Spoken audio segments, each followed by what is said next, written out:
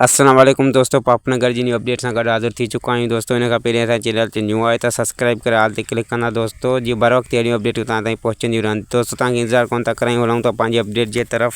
जी दोस्तों, तव्हांखे ॿुधाईंदा हलूं त बालाज खान जी महिरबानी सां मंठार जी आज़ादी जेका मंज़ूर थी चुकी आहे ऐं उनखे जॾहिं पुलिस वारा ॿुधाइण आया, सूबेदार ॿुधाइण आयो त बालाज खान ते महिरबानी कई आहे ऐं तोखे जेको आहे त असां आज़ादु कंदासीं हाणे दोस्तों।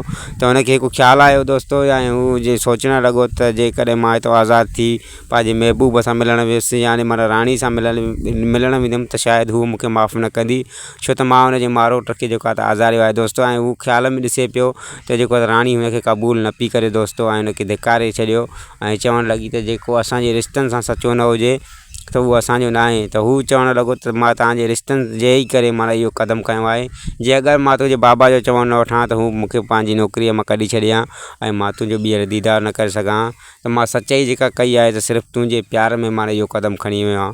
त हू राणी चवणु लॻी त कोई पंहिंजे प्यार जे एवज़ माना मूंखे बि तूं गुनाहगार थो करीं।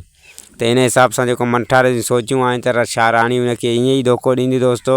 जी दोस्तों, मां तव्हांखे ॿुधाईंदो हलां त 100% राणी जेको आहे त मंठार खां नाराज़ हूंदी ऐं हुन सां न ॻाल्हाइणु चाहींदी दोस्तों। ऐं ॿिए पासे शेरदिल ऐं रावल में जेको दुश्मनी वारजी चुकी आहे दोस्तों, ऐं शेरदिल ऐं रावल हिक ॿिए जा जानी दुश्मन बणिजी चुका आहिनि सिर्फ़ु ऐं सिर्फ़ु इन जे करे। त बालाज खान मुंहिंजो दुश्मन आहे, बालाज खान मुंहिंजो दुश्मन आहे। इन्हनि जी सूरत हाल में जेको आहे त हिक ॿिए जा पाण दुश्मन थी विया आहिनि दोस्तों। ऐं ॿिए पासे तव्हांखे ॿुधाईंदा हलूं त नूरल खां पुछी पक कई आहे वाह वारनि जीअं त गमदिल खे संग वठी ॾेई सघूं, ऐं हुन चयो आहे त इहा छोकिरी जेका नूरल चए त इहा छोकिरी तव्हां बि न वठो त बहितर आहे, छो त इहा किरदार जी सुठी न आहे दोस्तों।